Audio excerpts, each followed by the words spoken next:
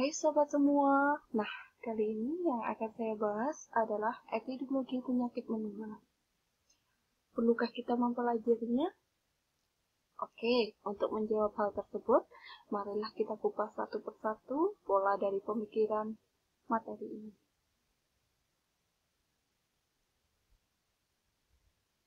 Nah, di dalam pola pemikiran epidemiologi penyakit menular, yang pertama kita bahas yaitu rantai penularan penyakit. Nah, rantai penularan penyakit ini merupakan rangkaian terjadinya sebuah infeksi pada manusia yang terdapat interaksi antara host, agent, dan environment. Dengan memahami alur atau rangkaian ini, kita akan tahu bagaimana terjadinya infeksi penyakit tersebut. Sehingga kita dapat melakukan pencegahan dari kejadian tersebut, dan kita pun dapat memutus mata rantai dari penyakit, baik dari sisi pencegahan maupun dari pengendaliannya.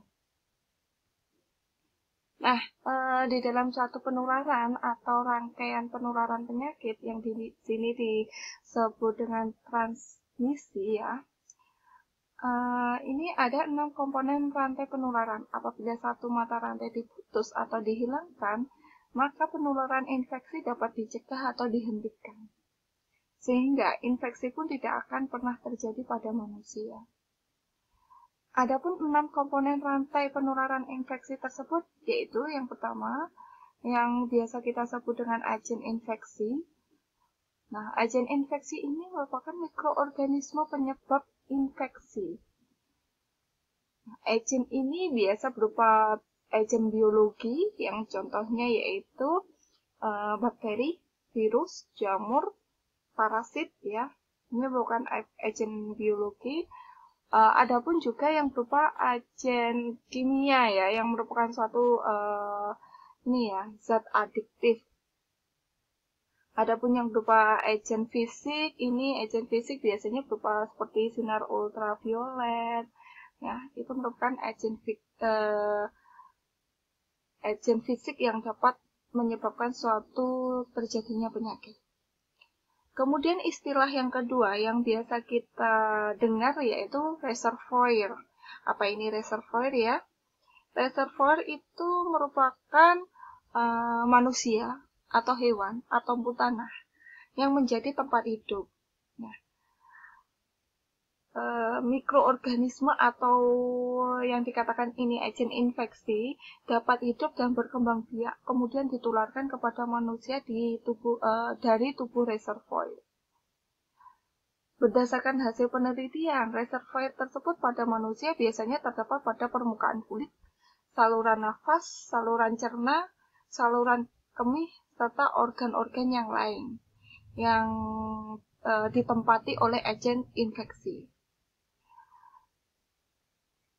Nah, ini juga kita mendengar kata istilah portal of exit atau pintu keluar dari agen infeksi.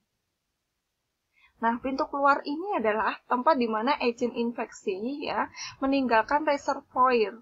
Biasanya melalui saluran nafas, saluran cerna, saluran kemih, ataupun bahkan bisa dari tempat-tempat yang lain ya. Ini yang sesuai dengan tempat hidup dari agen tersebut dan kemudian keluarnya dari mana. Nah, kemudian juga hal yang perlu kita ketahui dari istilahnya adalah cara penularan. Nah, cara penularan ini bagaimana caranya agen infeksi bisa menular ya dari reservoir ke penjamur rentan. Ada beberapa metode penularan seperti kontak langsung ataupun tidak langsung. Kemudian bisa melalui droplet ya.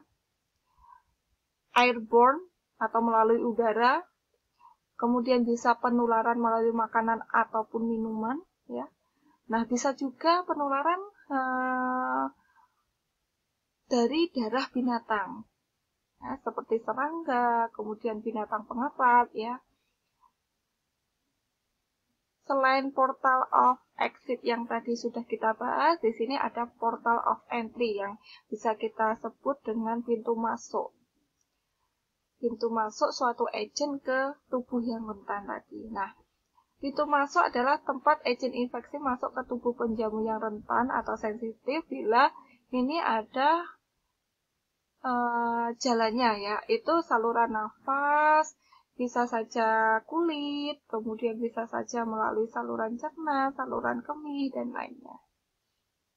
Nah, istilah ini pun yang perlu kita ketahui yaitu penjamu rentan. Penjamu rentan ini adalah orang dengan kekebalan tubuh menurun yang mudah sekali terinfeksi atau kesulitan melawan agen infeksi.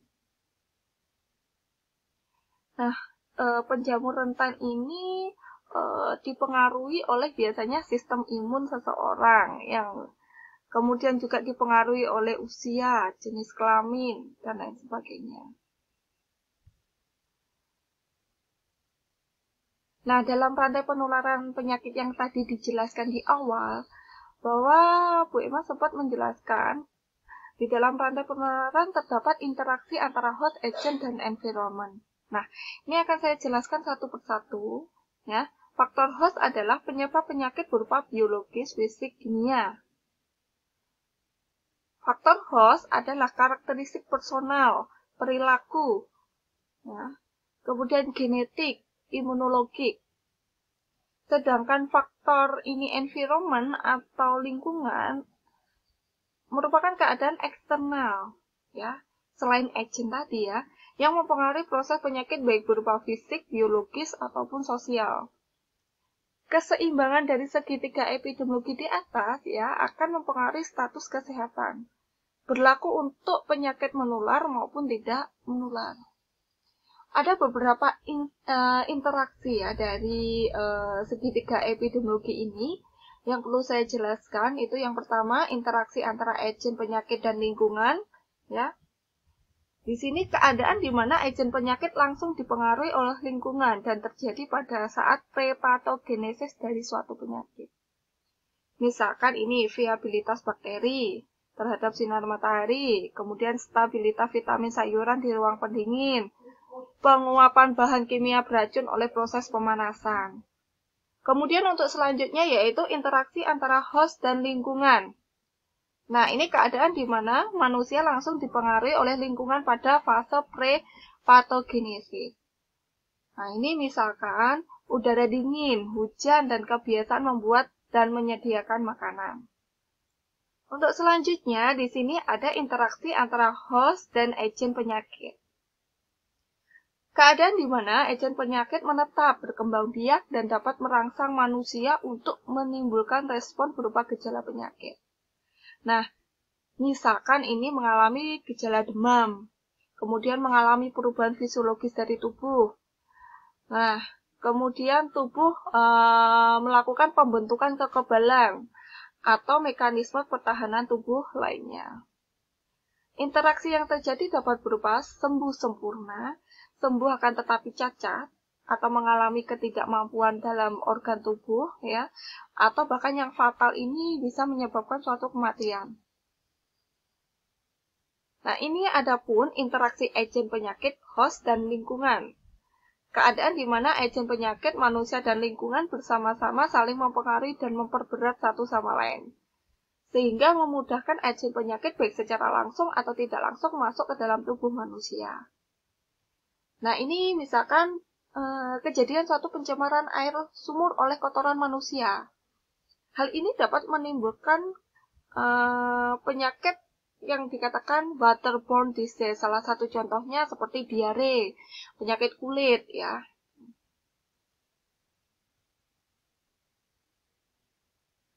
Nah, untuk selanjutnya, di dalam pola epidemiologi penyakit menular, hal yang perlu kita ketahui adalah distribusi dan determinan suatu penyakit.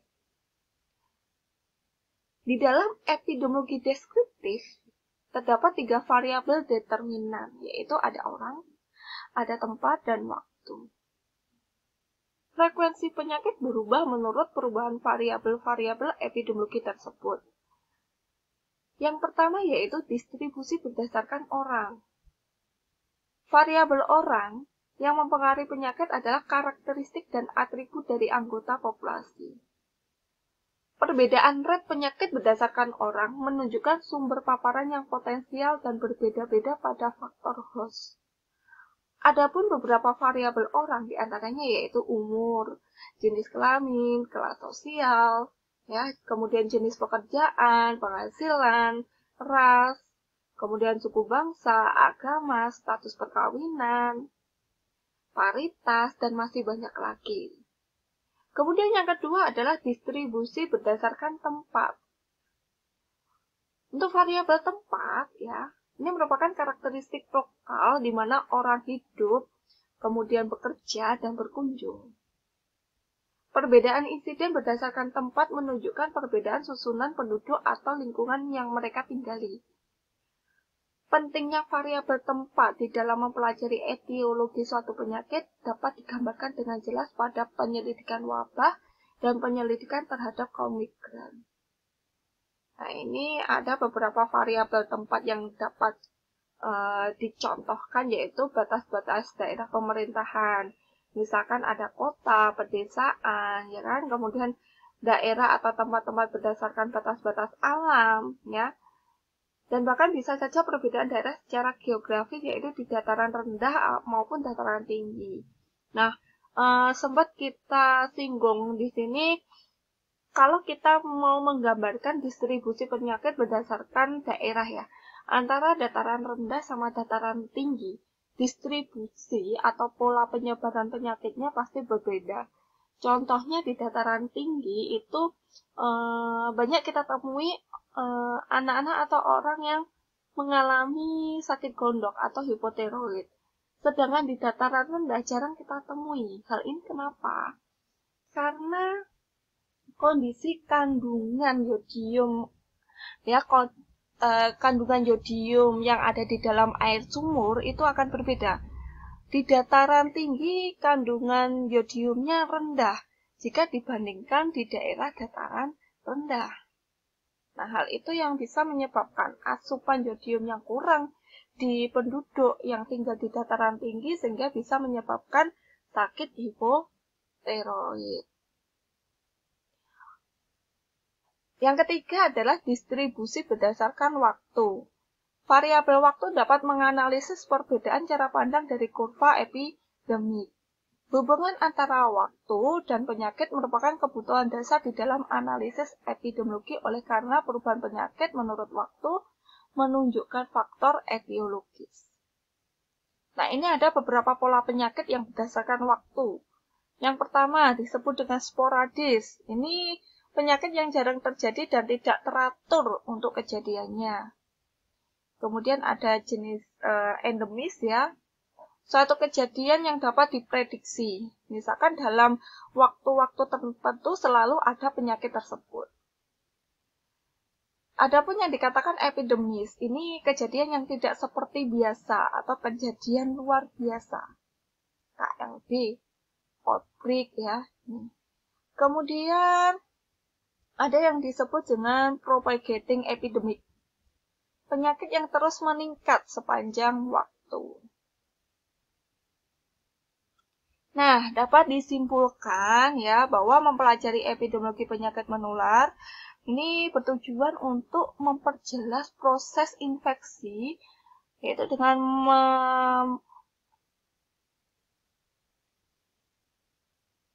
mengembangkan melaksanakan dan mengevaluasi langkah-langkah pengendalian penyakit dengan tepat, sehingga penyakit menular tersebut tidak menjadi masalah kesehatan masyarakat yang begitu berarti.